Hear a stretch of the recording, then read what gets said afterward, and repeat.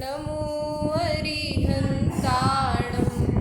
नमो सिद्धाणं नमो आयर्याणं नमो वच्छायाणं नमो लोये सवसाहूणं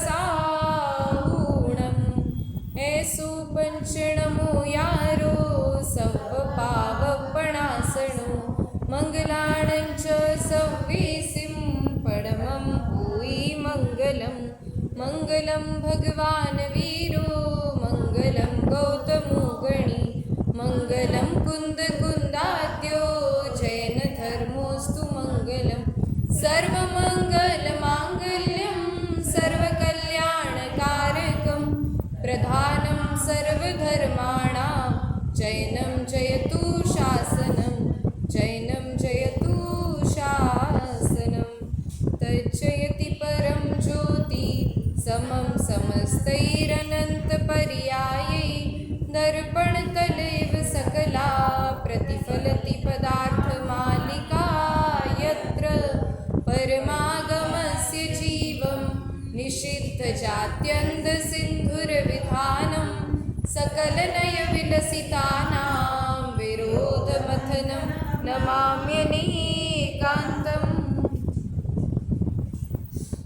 आचार्य अमृतचंद्र देव द्वारा विरचित पुरुषार्थ सिद्धि उपाय नामक ग्रंथ, जिसका अपर नाम है जिन प्रवचन रहस्य कोश, उस पर हमारी चर्चा बहुत दिनों से अभी चल ही रही है। बिल्कुल, शुरुआत की चर्चा तो बिल्कुल ऐसी रहस्य जैसी ही है। व्यवहार और निश्चय के एकदम सिद्धांतों पर गहन चिंतन किया गया है, इसलिए ऐसी ही चर्चा है। तो पहले अपन पाठ कर लेते हैं, फिर विषय को प्रारंभ करेंगे। पृष्ठ क्रमांक 21, सब लोग 21 खोल लीजिए। हाँ, एक साथ पहला श्लोक। तज्जयति परम ज्योति समं समस्तैरनन्तपर्यायै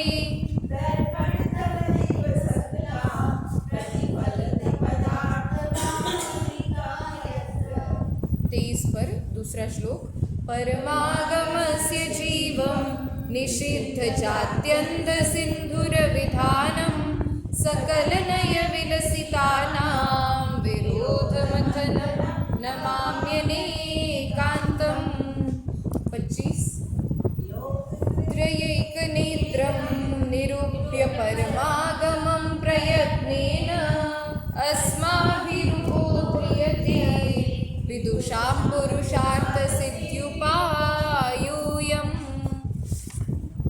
26 पे मुख्योपचार विवरण निरस्त दुस्तर विनेय दुर्बोधा व्यवहार निश्चय क्या प्रवर्तयन्ते जगति तीर्थम्। 28 निश्चयमिह भूतार्थं व्यवहारं वर्णयत्यभूतार्थं भूतार्थबोधविमुखः प्रायः सर्वोऽपि संसारः। 30 अबुधस्य बोधनार्थं मुनीश्वरादेशयन्त्यभूतार्थं व्यवहारमेव केवलमवैति यस्तस्य देशना नास्ति। 32 माणवक एव सिंहो यथा भवत्यनवगीर्तसिंहस्य व्यवहार एव हि तथा यात्यनिश्चयज्ञस्य व्यवहारनिश्चयौ यः प्रबुद्ध्य तत्त्वेन भवति मध्यस्थः।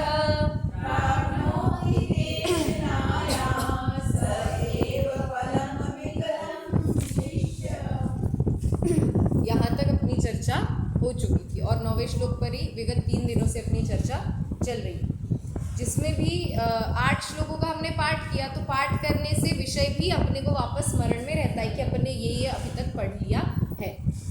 तो 9वें नंबर का श्लोक, जिसमें इस ग्रंथ का प्रारंभ कर रहे हैं, इस ग्रंथ के जो मूल नायक है, इस ग्रंथ के जो जिसके लिए ये ग्रंथ लिखा जा रहा है, किसके लिए लिखा जा रहा है? पुरुष के लिए, पुरुष के लिए लिखा जा रहा है। हाँ, वो पुरुष तो हम है, उसकी व्याख्या सबसे पहले ग्रंथ प्रारंभ हुआ, अभी 8 श्लोक तक तो भूमिका ही बना रहे थे कि ग्रंथ को कैसे समझना चाहिए। ग्रंथ को पढ़ने के लिए आप ग्रंथ को पढ़ाने के लिए आपको कितना योग्य होना चाहिए, इन सब की चर्चा यहाँ पर करी।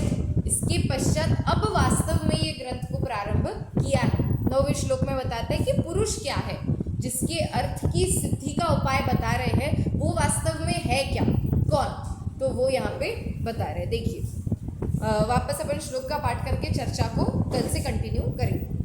प्रथम ही पुरुष का स्वरूप कहते हैं। सबसे पहले यहाँ पर अभी पुरुष का स्वरूप है, तो एक बार श्लोक का पाठ करेंगे सभी साथ में। अभी तक तो याद ही हो गया होगा, 3-4 दिनों से इसी श्लोक पे अपन चर्चा कर रहे हैं। देखिए हाँ, साथ में बोलेंगे।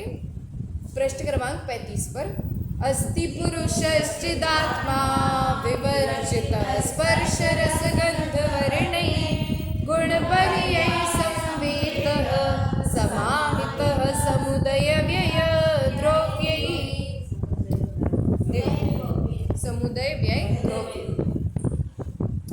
पुरुषः चिदात्मा अस्ति। यह जो पुरुष है वह चैतन्य स्वरूप, चेतना स्वरूप, ज्ञान दर्शन जिसका स्वरूप है, ऐसा है पुरुष। और विवर्जित, इसकी चर्चा अपन कर चुके थे इस पद की। इस पद में क्या कहा गया था कि हाँ नहीं पहले पद में हाँ चेतना का स्वरूप कहा था। हाँ पहले तो लक्षण के संदर्भ में कहा था कि अव्याप्ति, अतिव्याप्ति और असंभव दोष से रहित ऐसा लक्षण है। ठीक है, कैसा चेतना कैसा लक्षण है, अव्याप्ति, अतिव्याप्ति और असंभव से रहित। फिर चेतना के प्रकार है कौन कौन से, पहले तो किसकी अपेक्षा थे, 2 प्रकार, गुणों की अपेक्षा। हाँ कौन सी, ज्ञान चेतना और दर्शन चेतना, ये गुणों की अपेक्षा। और दूसरा था परिणामों की अपेक्षा। तो कौन सी थी 3 प्रकार की, कर्म चेतना, कर्म फल चेतना और ज्ञान चेतना, ये परिणामों के शब्द से। फिर अंत में क्या कहा था, यद्यपि चेतना अनेक प्रकार के स्वांग करती है, मतलब उसके अनेक रूप है, विकार रूप परिणमन करती है, स्वभाव रूप परिणमन करती है, अनेक रूप परिणमन करते हुए भी उसमें कभी भी चेतना का अभाव नहीं होता। इसलिए चेतना जो लक्षण कहा है वो कैसा लक्षण है, सम्यक लक्षण है, वही एक लक्षण है जीव को पहचानने का। उसके बाद इस पद की भी अपन ने चर्चा की थी कि विवर्जित स्पर्श रस गंध वर्ण, मतलब स्पर्श रस गंध और वर्ण जो पुद्गल के गुण है उनसे आत्मा कैसा है, सर्वथा रहित है। आत्मा में स्पर्श रस गंध वर्ण का अंश मात्र भी मौजूद नहीं है। पुद्गल की सत्ता भिन्न स्वतंत्र है और आत्मा की सत्ता भिन्न स्वतंत्र रूप से है। ऐसी चर्चा। फिर इसके बाद तीसरे पद पर अपन ने भी चर्चा की थी कि गुण पर्याय संवेद, मतलब गुण और पर्यायों से कैसा है, संवेद है, उनसे समाहित, मतलब उन रूप है, उनसे अलग आत्मा को नहीं किया जा सकता। आत्मा के अनंत गुण और एक एक गुण की एक एक समय में एक पर्याय, तो अनंत गुणों की अनंत पर्यायों से भी आत्मा को भिन्न नहीं किया जा सकता। ऐसे ना गुणों से अलग किया जा सकता है ना पर्यायों से अलग किया जा सकता है। तो दोनों में कैसा है, तदात्मक है, उस रूप है क्या, द्रव्य, आत्मा। यहाँ तक अपन चर्चा कर चुके थे। आज पृष्ठ क्रमांक 37 से भावार्थ की चर्चा अपन करेंगे। अब यहाँ तक तो सामान्य टीका में कहा था, और टीका में एक पद छूट भी गया, उत्पाद व्यय द्रव्य वाला, तो उसकी भी चर्चा यहाँ आएगी। पर उसके पहले गुण और पर्यायों का थोड़ा विस्तृत विवेचन यहाँ पे भावार्थ में किया है। गुण किसे कहते हैं, तो कह रहे हैं गुण का लक्षण सहभूत है। सहभूत मतलब सह मतलब होता है साथ में, और भूत मतलब होता है होना। तो जो साथ में होता है उसे कहते हैं सहभूत, जो साथ में होता है उसे कहते हैं सहभूत। अब गुण द्रव्य के साथ सहभूत होते हैं, मतलब गुण द्रव्य के साथ हमेशा रहते हैं। कोई भी एक समय के लिए भी कोई भी गुण द्रव्य से अलग नहीं हो जाता, ऐसा इसका लक्षण है। देखिए यहाँ पे भावार्थ अपन पढ़ते हैं। वहाँ गुण का लक्षण सहभूत है।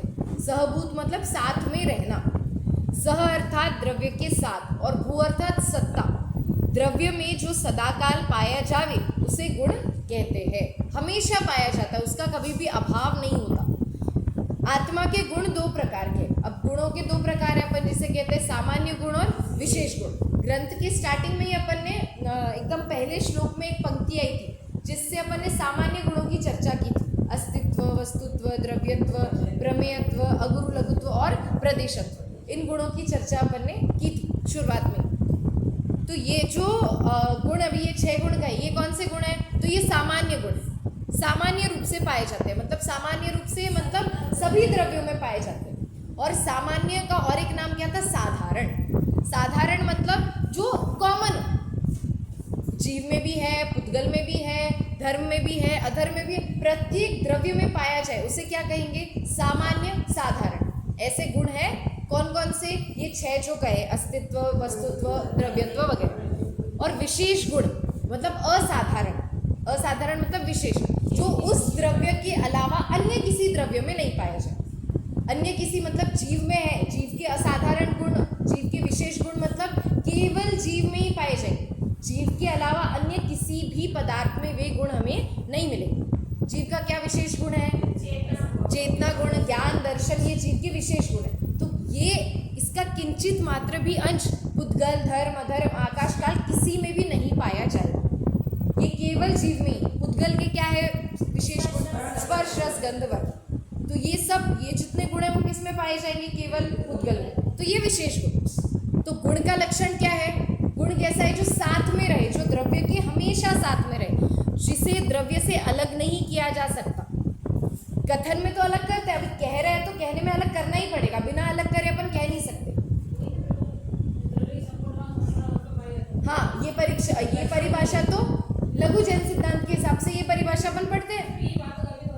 हाँ, कि जो द्रव्य की संपूर्ण भागों एवं संपूर्ण अवस्थाओं में व्याप्त होता है, पाया जाता है, उसे क्या कहते हैं? गुण कहते हैं। और संपूर्ण अवस्थाओं में पाया जाता है मतलब उसका कभी अभाव नहीं होता, मतलब वही जो यहाँ पे दिया है, जो सदाकाल पाया जाता है। उसको ही थोड़ा बड़ा कर दे तो सभी भागों में और सभी अवस्थाओं में पाया जाता है, ऐसा कह सकते हैं। उसको शॉर्ट में यहाँ पे कहते हैं। और उसके 2 प्रकार हैं, एक सामान्य गुण और एक विशेष गुण। इस प्रकार गुण होते हैं। गुण और पर्याय से समाहित है ना द्रव्य, तो गुण कैसा है? उसके साथ हमेशा रहता है, पर पर्याय हमेशा नहीं रहती। हमेशा पर्याय तो रहती है, पर एक ही पर्याय हमेशा नहीं रहती। हाँ, पर्याय कैसी है? क्रमवर्ती, एक एक एक के बाद एक, एक के बाद एक, एक के बाद एक। गुण कैसे है? एक जैसे, अनादि काल से अनंत काल तक वैसे के वैसे गुण बने रहेंगे, पर उस गुण में कुछ ना कुछ चेंज, कुछ ना कुछ परिवर्तन, उसकी दशा, हालत बदलती रहती है। उसको क्या कहते हैं? पर्याय। जो बदलाव हमें दिखा उस द्रव्य में, वो क्या कहलाएगा? पर्याय। तो पर्याय कैसी होती है? क्रम से होती है, एक के बाद एक, एक के बाद एक, ऐसी क्रम से पर्याय होती है। तो पर्यायों का लक्षण क्या हो गया? क्रमवर्ती। जैसे गुणों का लक्षण क्या था? सहभूत, सहवर्ती, वैसे ही पर्याय का लक्षण क्या है? क्रमवर्ती। देखिए यहाँ पे दूसरे पैराग्राफ में, पर्याय का लक्षण क्रमवर्ती है, जो द्रव्य में अनुक्रम से उत्पन्न हो, कदाचित कई बार हो, उसे पर्याय कहते हैं। आत्मा में पर्याय 2 प्रकार की है। अब पर्याय भी 2 प्रकार की है, एक होती है व्यंजन पर्याय और एक होती है अर्थ पर्याय। और इनका विभाजन किया गया है प्रदेशत्व गुण की अपेक्षा से। अब प्रदेशत्व गुण क्या है? कि जिस गुण के कारण प्रत्येक द्रव्य में कोई ना कोई आकार रहता है, हर द्रव्य का कोई ना कोई आकार रहता है। जैसे सिद्ध भगवान भी है, हम कह देते हैं कि निराकारी है। निराकारी इसलिए कहते हैं क्योंकि शरीर रूप, ये जो आकार दिखता है वैसा आकार नहीं है, इसलिए हम उन्हें निराकारी कहते हैं। पर उनका भी आकार कैसा होता है? जो उनका अंतिम शरीर था उनसे किंचित न्यून, उससे किंचित कम, ऐसा आकार उनका होता है। तो आत्मा भले ही अपने को दिखती नहीं है, पर उसका आकार अवश्य होता है। धर्म का और अधर्म का आकार क्या होगा? प्रदेशत्व गुण कैसा है? सामान्य गुण है, हर द्रव्य में होगा। अब आप कहोगे कि धर्म और अधर्म का आकार नहीं है, तो फिर ये बात गलत सिद्ध हो जाएगी। दिखाई नहीं देता, उससे आकार का क्या लेना देना? दिखाई नहीं देता फिर भी उसका आकार बता सकते। देखिए धर्म कितना है? कितना है? एक है। एक कितना कहाँ फैला है? पूरे 3 लोक में। ये जो नक्शा दिख रहा है इसमें पूरे में ऊपर से नीचे तक फैला है, इसके बाहर तो नहीं है ना। अधर्म भी इसके बाहर नहीं है, तो आकार क्या हुआ? ये जो आकार है लोकाकार प्रमाण है। लोकाकार प्रमाण होता है धर्म द्रव्य और अधर्म द्रव्य। काल कितना होगा? काल भी इतना ही। जैसे काल तो कितने होते हैं? असंख्यात प्रदेश होते हैं काल के, असंख्यात। प्रत्येक जितने अपना ये 3 लोक है, इसके प्रत्येक प्रदेश पर एक एक स्थान पर एक एक कालाणु है, काल का अणु, एक एक कालाणु। तो उसका आकार उस रूप में एक प्रदेश रूप कह सकते हैं, या फिर संपूर्ण एक काल के रूप में देखें तो वही लोकाकार प्रमाण। पर आकाश कितना होगा?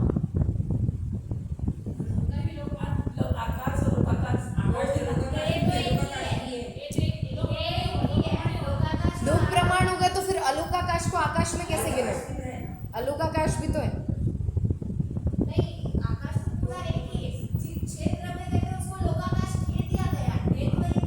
हाँ, तो आकाश का जो आकार होता है,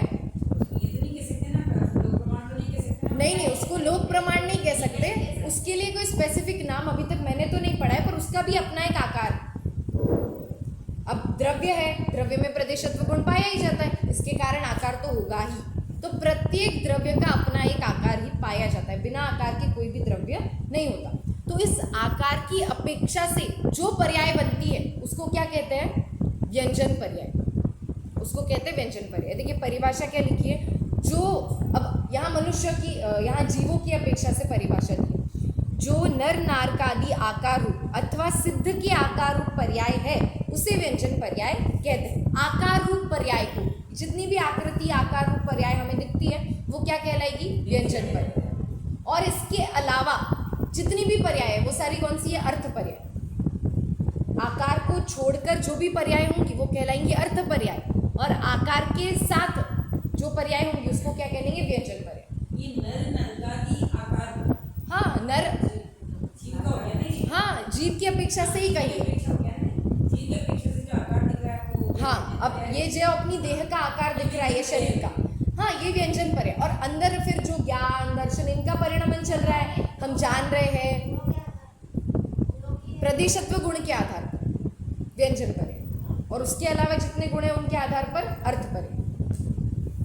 तो ये जो डिवाइडेशन है इसका एक मूल स्रोत क्या है, मतलब इसका बेसिस किस बेसिस पे डिवाइडेड है ये? तो ये प्रदेशत्व गुण पर, इस बेसिस पे ये डिवाइड किया गया है। प्रदेशत्व गुण की पर्याय को क्या कहेंगे? व्यंजन पर्याय। और प्रदेशत्व गुण के अलावा जितने गुण की पर्याय उनको क्या कहेंगे? अर्थ पर्याय। हाँ, देखिए ज्ञानादि गुणों का भी स्वभाव अथवा विभाव रूप परिणमन है, वह 6 प्रकार से हानि वृद्धि रूप है, उसे अर्थ पर्याय कहते हैं। अब ये जो 6 प्रकार की हानि वृद्धि होती है जिसे षट स्थान पतित हानि वृद्धि कहते हैं, ये थोड़ा कर्णानियोग का बहुत डीप कॉन्सेप्ट है। इसको पढ़ने के लिए पहले और 2-4 चीज़ें पढ़नी पड़ेगी, तो इसको या तो अपन बाद में कभी लेंगे चर्चा में, या फिर आप पढ़ सकते हैं। नहीं, उसको मुझे भी पढ़ना पड़ेगा अभी उसको अच्छे से थोड़ा डीपली, फिर मैं आपको बता दूँगी। कर्णानुयोग का है वैसे तो ये 6 प्रकार से हानि और वृद्धि होती है स्वभाव में मतलब अपनी पर्यायों में ही थोड़ी, तो उसके हिसाब से ये है। तो क्या अर्थ पर्याय मतलब क्या? ज्ञान आदि, मतलब ज्ञान दर्शन सुख वीर्य, फिर जितने भी अपने गुण हैं एक्स्ट्रा, सारे ही अनंत गुणों में कौन से गुण को छोड़कर? प्रदेशत्व गुण को छोड़कर जितनी भी पर्याय हुई, चाहे स्वभाव हो चाहे विभाव हो, मतलब अपने जैसी, मतलब जैसी उसका होना था परिणमन वैसा हो रहा हो या विपरीत परिणमन हो रहा हो, वो सारी कौन सी पर्याय है? अर्थ पर्याय।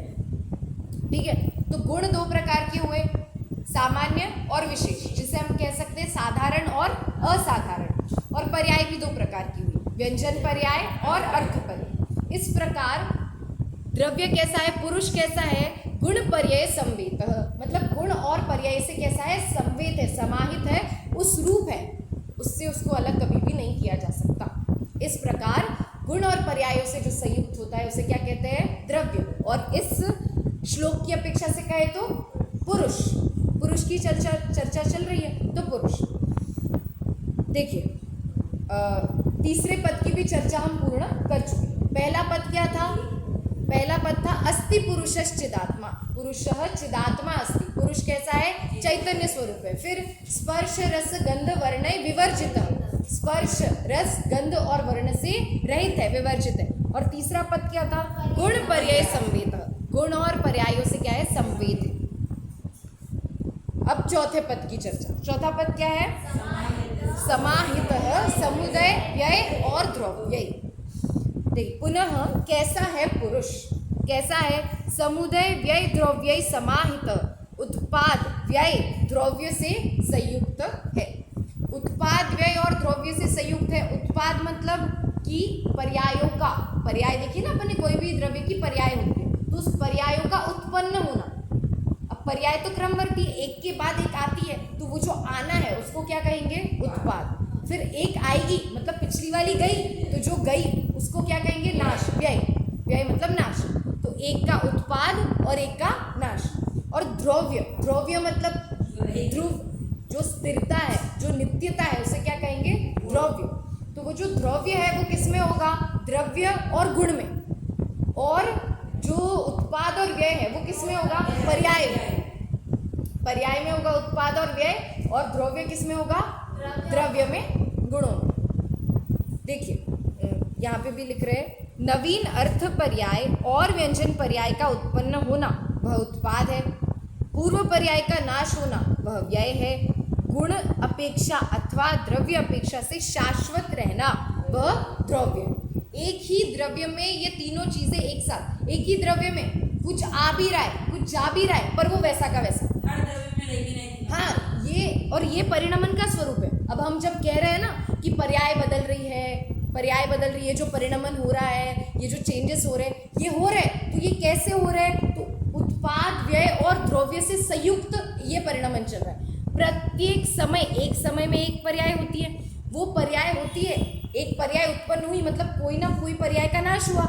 ये काम कब हुआ? एक ही समय में। उसी समय नवीन पर्याय उत्पन्न हुई, उसी समय वो पुरानी पर्याय का व्यय अर्थात नाश हुआ, और उसी समय वो द्रव्य वैसा का वैसा रहा। यहाँ पे उदाहरण दिया है सोने का। जैसे सोने का अपन ने हार था, हार से मैंने बनवाए कुंडल, इयररिंग्स, कुंडल बनवाए। अब वो जो एक पर्याय थी हार रूप, उसका क्या हो गया? नाश। और जो कुंडल रूप पर्याय थी उसका क्या हुआ? उत्पाद। उसी समय में। ऐसा तो है नहीं कि अभी हार खत्म हुआ और फिर कुंडल, एक ही समय में उससे नाश होके वो उत्पन्न हुई, और फिर सोना क्या हुआ? वैसा का वैसा। हार में भी सोना था और कुंडल में भी सोना वैसा का वैसा ही बना है। मतलब एक ही समय में उत्पाद होता है, उसी समय में व्यय होता है, और उसी समय में द्रव्य रहता है। अब पर तीनों की उत्पाद, व्यय और द्रव्य तीनों एक चीज का नहीं होता तो एक द्रव्य में ही है, पर उत्पाद होता है नवीन पर्याय का, व्यय होता है पुरानी पर्याय का, और ध्रुव रहता है द्रव्य।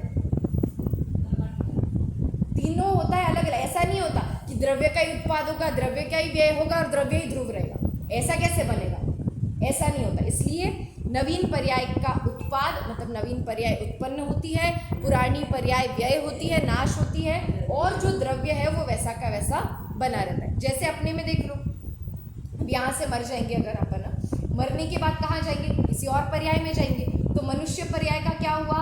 अभाव। ठीक है, इसके बाद जाएंगे देव गति में। मैं तो मान के चलती हूँ कि अपन देव गति में जाए, क्योंकि जीवन का लक्ष्य सम्यक दर्शन तो प्राप्त करे ही, तो सम्यक दर्शन जिसको प्राप्त होगा उसको नियम से देवगति होगी। नियम है, आप चाहकर भी कहीं और नहीं जा सकते यदि नरक आयु पहले नहीं बांधी होगी। और मुझे नहीं लगता किसी ने बांधी होगी। अब बांधी होगी तो अपनी अपनी है सबकी, बट नहीं बांधी होगी, ऐसा मान के चलिए। नरक गति की आयु बांधी होती तो उस रूप परिणाम भी होने लगते ना। यहाँ आने के भाव कैसे होते? तो यहाँ आए हैं मतलब नहीं बांधी, देव गति बांध देंगे, अभी बांधी नहीं भी होगी। ठीक है, देव गति की आयु अपन बांधेंगे। यहाँ से मरकर देव गति में गए, मतलब देव गति का क्या हुआ? उत्पाद, और मनुष्य गति का व्यय। एक ही समय में हुआ ये भी काम। और पर ये जो जीव था, इसने जितने कर्म अपने साथ बांधे थे, यहाँ भी और वहाँ भी लेके जाएगा। तो जीव क्या रहा? कांस्टेंट। यहाँ भी था और वहाँ भी जीव जाएगा ही। तो जीव क्या है? ध्रुव, द्रव्य और उत्पाद और व्यय। एक ही द्रव्य में उत्पाद भी, व्यय भी और द्रव्य। इसी को, हाँ, कर्मों में परिवर्तन जरूर होगा, पर कुछ कर्म तो वैसे के वैसे ही रहते हैं। अब कुछ कर्म अपन लेके ही चलेंगे हमेशा साथ में, तो वो कर्म वैसे, कर्म छोड़ो, कर्म तो वैसे भी परद्रव्य, जीव तो वही रहा ना। ये ज्ञान दर्शन, हाँ बस चेतना जो आपके पास यहाँ थी वही आप लेके वहाँ भी गए। लेके जाओगे, बस वो जो ज्ञान दर्शन की, लेके आए कर्म तो लेके आए हैं वहाँ से। हाँ, पहले भी कर्म लेके आए, कर्म लेके जाए। कर्म सिर्फ कर्म थोड़ी लेके आए हम, और भी तो लाए अपने ज्ञान दर्शन आदि गुण। है ना। हाँ, अब ऐसा भी हो सकता है कि पिछले आप जो यहाँ कर्म लाए हो वो तो खर्च कर दिए, अब नए नए बांधे हैं ना अपने। हाँ, ठीक है। इसी को यदि हम थोड़ा विस्तृत और करें तो जैसे अन्य धर्म में क्या माना जाता है? विष्णु को माना जाता है निर्माता माना जाता है। शिव को, हाँ सॉरी, विष्णु को चलाने वाला माना जाता है ना, अपनी ब्रह्मा को चलाने वाला माना, ब्रह्मा को उत्पत्ति, हाँ, शिव नाश करते हैं और विष्णु चलाते हैं। चलाते, ऐसा मानते हैं। इसी को उत्पाद व्यय द्रव्य कहते हैं। एग्जाम्पल में समझो। देखिए, उत्पाद जैसे वो लोग मानते हैं कि ब्रह्मा ने सृष्टि का निर्माण किया, विष्णु इस सृष्टि को चलाते हैं और शिव इस सृष्टि का नाश करते हैं। वैसे ही उत्पाद मतलब क्या होता है? किसी चीज का उत्पन्न होना। व्यय मतलब नाश, जो शिव करते हैं, और विष्णु जो ये सृष्टि चलाते हैं, तो वो ध्रुवता। ये उत्पाद व्यय द्रव्य को इससे भी अपन समझा सकते हैं, समझने के लिए कोई दिक्कत नहीं। तो उसको भी एक देश से अपन सही कह सकते हैं। उन्होंने क्रिएटर एक पर्सन को मान लिया है ना, एक व्यक्ति विशेष को उन्होंने ये नाम दे दिया कि वो ये करता है, ये वो करता है। ऐसे अपने आप वो पर्याय और द्रव्य पे लागू होते ही नहीं, पर वो गुण तो है ना यहाँ भी, उत्पाद व्यय और द्रव्यता का गुण यहाँ भी है, इसलिए वो ऐसे लगा सकते हैं अपन, कोई दिक्कत उसमें नहीं। तो प्रत्येक परिणमन जब होगा तो उत्पाद व्यय और द्रव्य से संयुक्त ही प्रत्येक परिणमन होगा। तत्वार्थ सूत्र के 5वें अध्याय में कहा गया है, उत्पाद व्यय द्रव्य युक्तम सत। सत का लक्षण देते हैं। सत मतलब अस्तित्व, होना, किसी भी चीज का होना। तो क्या है उसका लक्षण? जो चीज उत्पाद व्यय और द्रव्य इन तीनों से संयुक्त है, जिसमें ये तीनों पाए जाते हैं, वही क्या कहलाएगी? सत। और फिर लिखते हैं कि सद द्रव्य लक्षणम। सत क्या है? द्रव्य का लक्षण।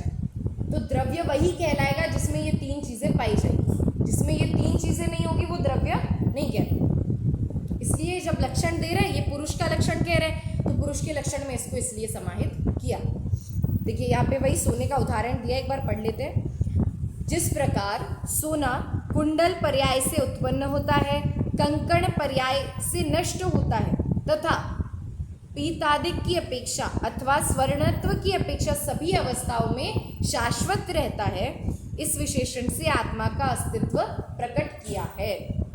यहाँ पे कह रहे कुंडल रूप अवस्था उत्पन्न हुई तो कंगन रूप अवस्था क्या हुई? उसका नाश हुआ। पर जो पीलापन था सोने में, या फिर जो सोनापन, जो स्वर्णत्व था, उसका नाश नहीं हुआ। वैसे ही आत्मा भी अनेक अवस्थाएं यद्यपि धारण करता है। अभी देख लो, अभी अपन ने बहुत सारी, इसी भव में अपनी बहुत सारी बाल्य अवस्था थी, फिर यौवन अवस्था, फिर वृद्ध अवस्था, ऐसी अनेक अवस्थाएं धारण की। फिर भव से भवांतर गए तो अनेक अवस्थाएं धारण की, परंतु आत्मा का अस्तित्व तो वैसा का वैसा ही बना रहा। आत्मा में एक भी गुण कम नहीं हुआ, या फिर कोई गुण की वृद्धि नहीं हुई। जैसे किसी नीच गति में गए, निगोद नरक आदि गति में गए, तो इसका अर्थ ये नहीं है कि वहां पे शरीर छोटा है तो इतने गुण रखेंगे कहाँ रखेंगे इतने गुण। तो आत्मा में वैसी शक्ति है, कैसी कि संकोच विस्तार की शक्ति है। जैसे कोई स्प्रिंग होता है, उसको जितना दबाएंगे उतना दबेगा, वैसे ही आत्मा के पास भी ऐसी शक्ति है कि वो जिस शरीर में जाता है अपने अनंत गुणों को उतना ही कर लेता। और अगर किसी बड़े शरीर में जाए, जैसे इंद्र आदि है, उनके शरीर बहुत ऊंचे ऊंचे होते, बहुत बड़े बड़े होते, तो उनके शरीर में उतना रूप फैल जाता है। यहाँ पे भी बड़े बड़े प्राणी, हाथी है और जितने भी बड़े बड़े लंबे प्राणी हैं, या फिर बाहुबली भगवान का शरीर कितना था? 525 धनुष जितना, इतनी लंबी उनकी ऊंचाई थी। तो इतनी ऊंचाई में भी सारे आत्म प्रदेश आराम से रह रहे, और अभी अपन उनकी कंपैरिजन में तो अपन बहुत छोटे हैं, तो अपने में भी रह रहे। अभी उन चींटी में भी, जो चींटी के आत्म प्रदेश है और अपने आत्म प्रदेश है, उनकी संख्या कैसी है?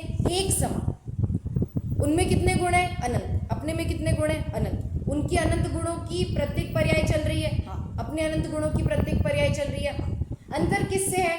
इंद्रियों। ये अंतर सारे बाह्य में, शरीर का, इंद्रियों का, फिर जिस गति का उदय चल रहा है उसका, ये बाह्य रंग। पर अंतरंग में उनकी आत्मा जैसी है वैसी अपनी आत्मा, कोई अंतर नहीं है आत्मा में। ऐसा कहा जाता है योगसार में, आचार्य योगेंद्र देव द्वारा विरचित है ये ग्रंथ। उसमें लिखा है कि जो सिद्ध भगवान की आत्मा है वैसी मेरी आत्मा, और वैसी आत्मा किसकी है? एक निगोदिया जी। मतलब उनकी आत्मा में जितने गुण है, उनकी आत्मा में जितना सुख है, उतना ही सुख और उतने ही गुण मेरी आत्मा में भी, और उतने ही सुख और उतने ही गुण एक निगोदिया जीव के, जिसको अपन जीव ही नहीं समझते, जनरली लोग तो नहीं समझते, उसमें भी उतने ही आनंद भरा हुआ। बस उन्होंने प्रकट कर लिया है, हमें प्रकट करने की देर। बाकी योग्यता रूप से तो दोनों में ही उतने ही सेम, कोई भी अंतर नहीं, ऐसा वहां पे है। तो इस श्लोक की अपन चर्चा कर चुके थे। विगत 3 दिनों से श्लोक की अपन चर्चा विस्तृत रूप से बहुत अच्छे से कर चुके हैं। एक बार श्लोक पढ़ के फिर आगे बढ़ते हैं। देखिए पृष्ठ क्रमांक 35 पर साथ में बोलेंगे श्लोक। अस्ति पुरुषश्चिदात्मा विवर्जितः स्पर्श रसगंध वर्णैः गुणपर्यय संवेतः।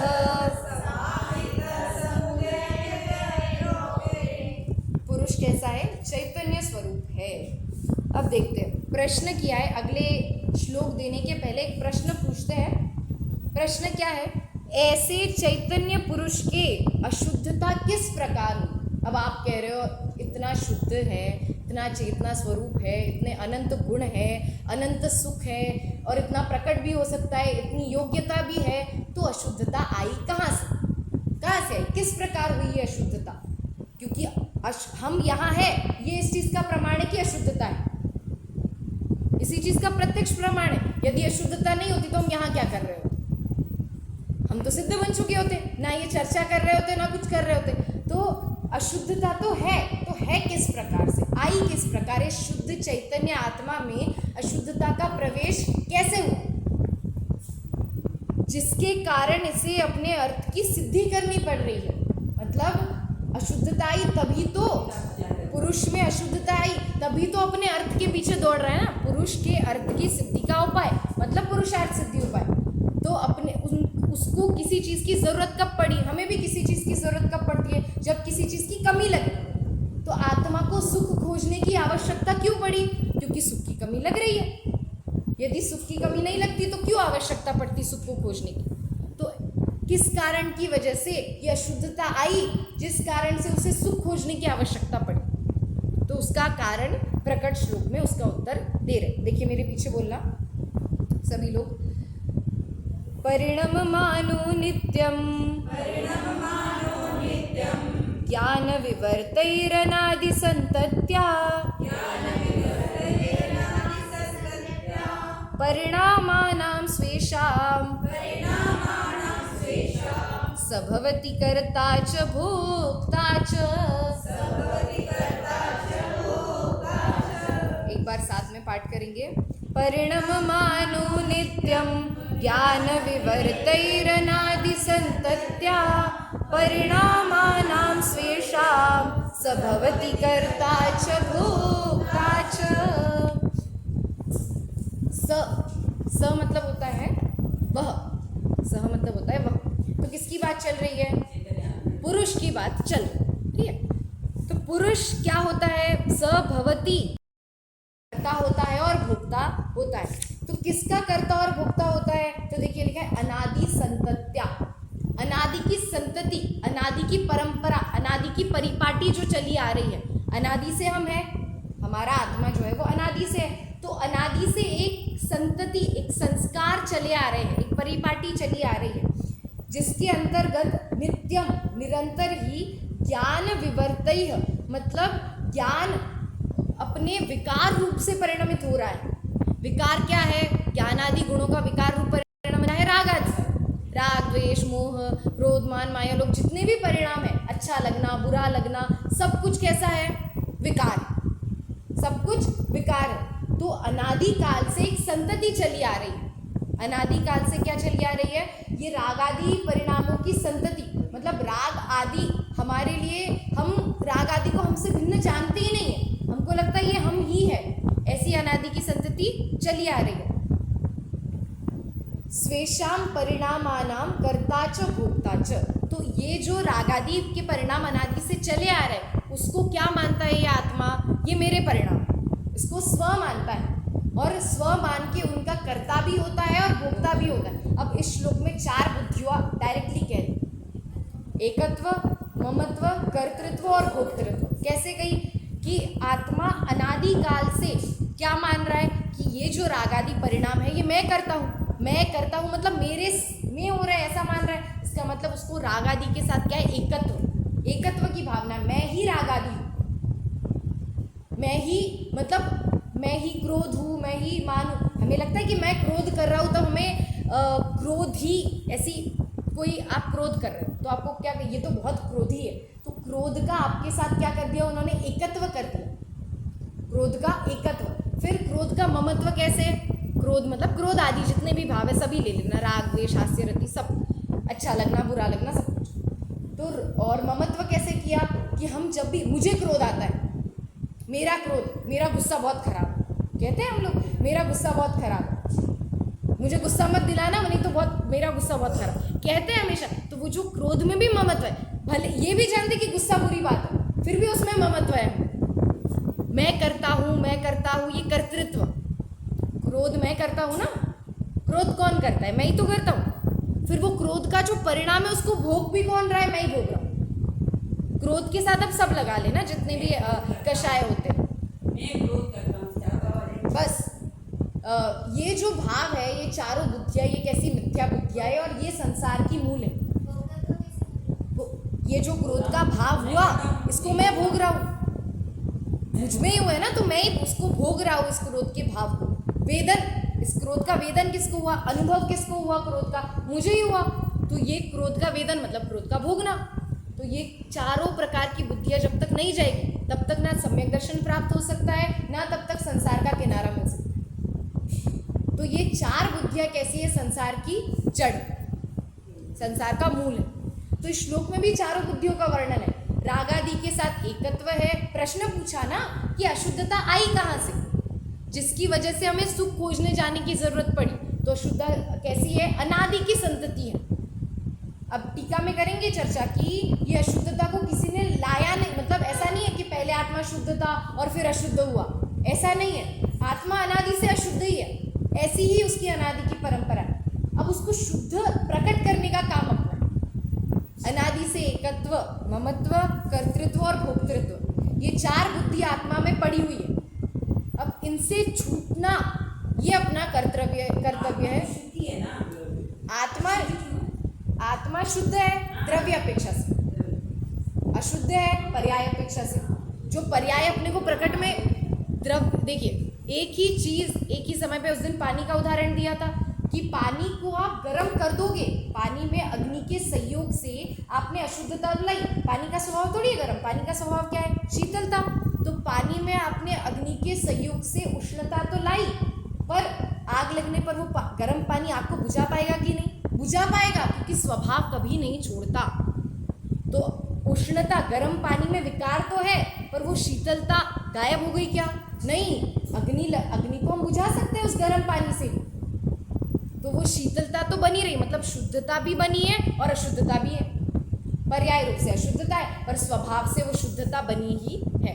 तो एक ही द्रव्य में पर्याय अपेक्षा से क्या है? आत्मा में पर्याय को देखे तो अशुद्धता है, क्योंकि पर्याय का लक्ष्य कर रही है। पर्याय यदि द्रव्य का लक्ष्य करे तो अशुद्धता नहीं होगी। चलो ये थोड़ी ज़्यादा ये द्रव्यानुयोग की बात हुई, ये नहीं। अब यहाँ पे देखते हैं, हमारे चार बुद्धियाँ पड़ी है, मिथ्या बुद्धि, जिसकी वजह से हमें संसार का किनारा नहीं दिख रहा है। इसकी वजह से ही हम अर्थ की सिद्धि का उपाय ढूंढ रहे हैं, इसकी वजह से ही अशुद्धता है। अशुद्धता का मूल कारण क्या है? ये चार बुद्धि ही अशुद्धता का मूल कारण। ये चार बुद्धि का नाश होगा तो अशुद्धता का नाश भी अपने आप हो ही जाए। अभी सुबह आपने एक प्रश्न पूछा था अभी इन्होंने कि यहाँ पर सुबह मोक्ष शास्त्र पर चर्चा चल रही है, तो जिसमें एक पंक्ति आई थी कि विकार भाव, और ब्रैकेट में लिखा है पुण्य पाप आश्रव बद्ध। चार विकार भाव कहे, पुण्य पाप आश्रव और बद्ध। पुण्य मतलब क्या? अच्छा लगता है जो सबको, ठीक है, शुभ, अच्छा, हाँ शुभ और अच्छा से, एकदम सिंपल भाषा में अच्छा। पाप मतलब बुरा, जिसका फल भी बुरा हो, जो भाव भी बुरे हो। आश्रव मतलब क्या होता है? कर्मों का आना, कर्म हम भाव करते हैं, कर्म अपने पास आते हैं, ये क्या है? आश्रव। और बंध मतलब क्या? कि कर्म आते हैं तो आकर क्या होता है? अपने पास रुक जाते हैं, तो रुकना मतलब बंध जाते हैं ना अपने साथ, आत्मा प्रदेशों के साथ वो रह जाते हैं, तो उसको क्या कहते हैं? बंध। अब इन चारों को कहा विकार। विकार क्यों कह रहे हैं? आश्रव विकार है, ठीक है, कर्म अपने पास आ रहा है, अच्छी बात थोड़ी है, कर्म अपने पास आ रहा है, अपना संसार बढ़ रहा है, ठीक है। आश्रव को मान लिया, किसी को डाउट है कि आश्रव क्यों विकार है? चक्कर आ रहे हैं, उस पर आ रहे हैं। बंध भी विकार है, क्योंकि आश्रव मतलब कर्मों का आना और कर्मों का रुकना मतलब बंध, मतलब कर्म का अपने साथ संयोग विकार है, ये सब मान रहे। पाप को तो ये योगसार में गाथा आती है, पाप को तो पूरा जगत बुरा कहता है, पर जो पुण्य को बुरा कहे वह वास्तव में ज्ञानी है।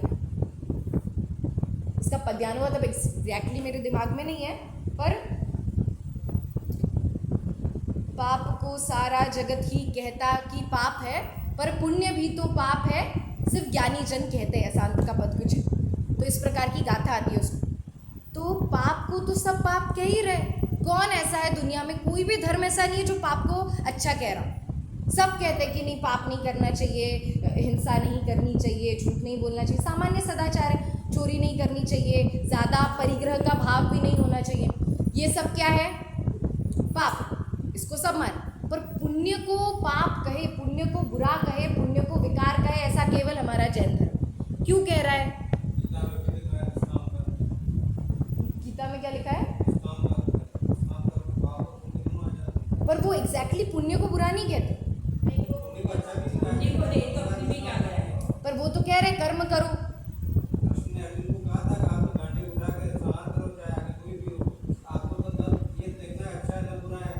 हाँ, अच्छा बुरा देखना। अब उनकी और अपनी फिलॉसफी में डिफरेंस क्या आ जाता है कि उन्होंने भी वही उपदेश दिया कि आत्मा अलग है, शरीर अलग है। उन्होंने वो श्लोक है ना कि नहीं, ये नहीं, जैसे जीर्ण वस्त्र को हम निकाल के फेंक देते हैं वैसे ही,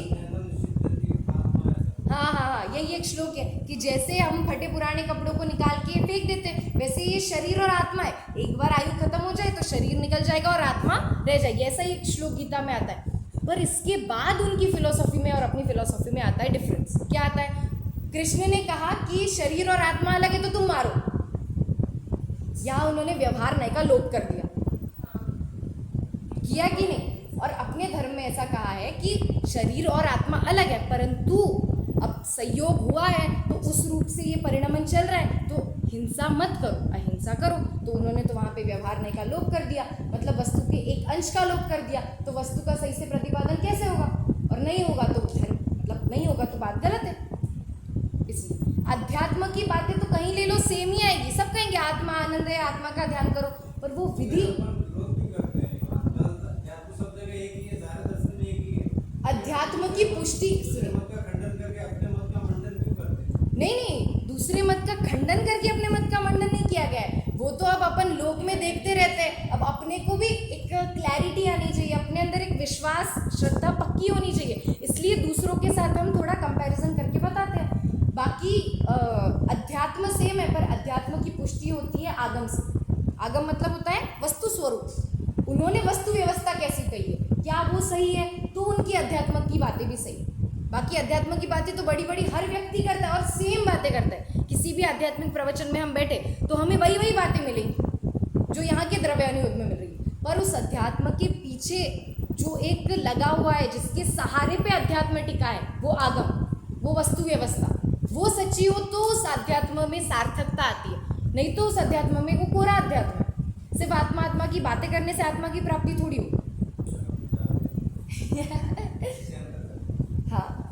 तो ये चल रहा है, अपना प्रश्न चल रहा है। तो पुण्य को विकार क्यों कहा? क्योंकि पुण्य भी परद्रव्य के आश्रय से उत्पन्न होता है। पुण्य करने के लिए भी आपको निमित्तों की आवश्यकता पड़ेगी। पाप करने के लिए तो निमित्त चाहिए, पर पुण्य करने के लिए भी निमित्त चाहिए। कैसे करोगे पुण्य? आपको यदि मैं पूछूं कि पुण्य क्या है, तो क्या करते हो आप दिन भर में पुण्य? हम पूजन करते हैं, हम स्वाध्याय करते हैं, हम दान भी देते हैं, कभी उपवास भी कर लेते हैं। पूजन करने के लिए आपको क्या, किसकी जरूरत पड़ी? द्रव्य सामग्री की? नहीं, हम तो भाव पूजा करते हैं। किताब की? नहीं, हमको तो याद है। भगवान की? किसी की तो आवश्यकता पड़ी ना, किसी की तो निमित्त से आपने पूजन की। तो पुण्य करने में भी निमित्त लगता है। दान दिया तो किसी दातार का निमित्त है, फिर लेने वाले का निमित्त है, फिर जितना राशि है वो जो भी आपने दान किया उसका भी निमित्त है। ये सारे परद्रव्य के आश्रय से ही पुण्य भाव होते हैं। तो ये जो पुण्य के भाव है, इनसे भी कर्म ही आ रहे, अच्छे कर्म आ रहे, भले ही अच्छे आ रहे, पर आ तो कर्म ही रहे। और कर्मों का आना आत्मा का स्वभाव नहीं, कर्मों को लाना आत्मा का स्वभाव नहीं, इसलिए विकार। और वो कर्म आएंगे तो हम मोक्ष जा पाएंगे क्या? पुण्य के आश्रय से भी हम मोक्ष नहीं जा सकते। पुण्य ही पुण्य करते रहेंगे तो भी हम मोक्ष बिल्कुल भी नहीं जा सकते। तीर्थंकर प्रकृति सबसे उत्कृष्ट प्रकृति, जितने भी कर्म है ना उनमें सबसे उत्कृष्ट कर्म कौन सा है? जो तीर्थंकर नाम कर्म, जिसके उदय से तीर्थंकर बनता है, उसको भी छोड़ना ही पड़ता है। जब तक 13वें 14वें गुणस्थान में वो प्रकृति का उदय है, तब तक वो कहाँ सिद्ध बन पा रहे हैं, तब तक कहाँ उनके वो 4 कर्मों का नाश हो पा रहा है। 4 कर्म है, तब तक उनको संसार में रहना ही पड़ रहा है ना, तो उस कर्म को भी छोड़ना पड़ेगा, तभी मोक्ष हो पाएगा। इसलिए कोई भी कर्म हमारा स्वभाव नहीं, कोई भी कर्मों को लाना, कर्मों को रोके रखना, चाहे वो अच्छे हो चाहे बुरे। वैसे तो ये अच्छे बुरे की मान्यता ही क्या है? संसार का कारण। अच्छे बुरे की मान्यता ही संसार है। तो अच्छा मतलब पुण्य, बुरा मतलब पाप, दोनों ही संसार है। इसलिए दोनों को क्या कहा है? विकार। दोनों को विकार कहा है। और विकार इसलिए भी कहा है क्योंकि हमेशा नहीं रहते अपने साथ। कभी पुण्य रहता है, कभी पाप रहता है, कुछ टाइम के लिए ही रहते हैं, ना हमेशा से है ना हमेशा तक रहेंगे, इसलिए भी अपने नहीं है। हाँ बस ये, अगर अपना स्वभाव होता, यदि अपन विकार स्वभाव नहीं है पर अपन ने मान लिया है ना, यही इस गाथा में यही कह रहे हैं कि स्वभाव तो नहीं है राग आदि परिणाम, पर हम मान रहे हैं कि हम ही कर रहे हैं इस राग आदि परिणाम को।